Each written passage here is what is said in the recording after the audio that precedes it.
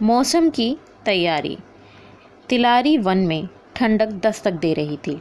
सभी जानवर आने वाले कठिन मौसम के लिए तैयारी करने लगे में हुए थे। एक पेड़ पर रहने वाली चिड़िया भी उनमें से एक थी। हर साल की तरह उसने अपने लिए एक शानदार घोंसला तैयार किया था और अचानक होने वाली बारिश और ठंड से बचने के लिए उसे चारों तरफ से घास फूस से ढक दिया था।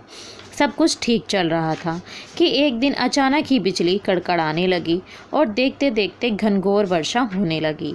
बारिश से ठंड भी बढ़ गई और सभी जानवर अपने अपने घरों की तरफ भागने लगे। वह चिड़िया भी तेजी दिखाते हुए अपने घोंसले में वापस आ गई और आराम करने लगी। उसे आया हुए अभी कुछ ही वक्त बीता था कि एक बंदर खुद को बचाने के लिए पेड़ के नीचे आ पहुंचा। चिड़िया ने बंदर को देखते ही कहा, तुम इतने होशियार बनते फिरते हो तो भला ऐसे मौसम से बचने के लिए घर क्यों नहीं बनाया।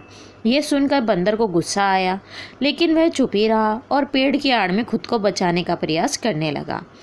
थोड़ी देर शांत रहने के बाद चिड़िया फिर बोली, पूरी गर्मी इधर उधर आलस में बिता दी, अच्छा होता अपने लिए घर बना लेते।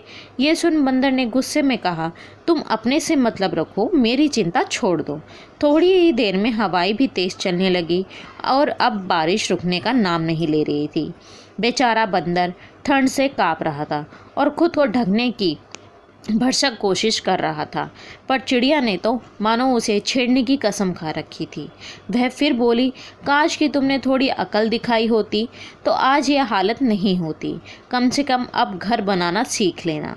इतना सुनते ही बंदर गुस्से से तुरंत ही पेड़ पर चढ़ने लगा और बोला, भले मैं घर बनाना नहीं जानता, लेकिन मुझे तोड़ना अच्छे से आता है।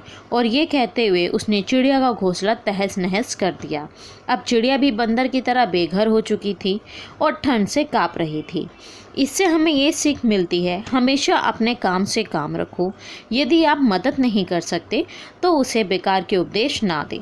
धन्यवाद।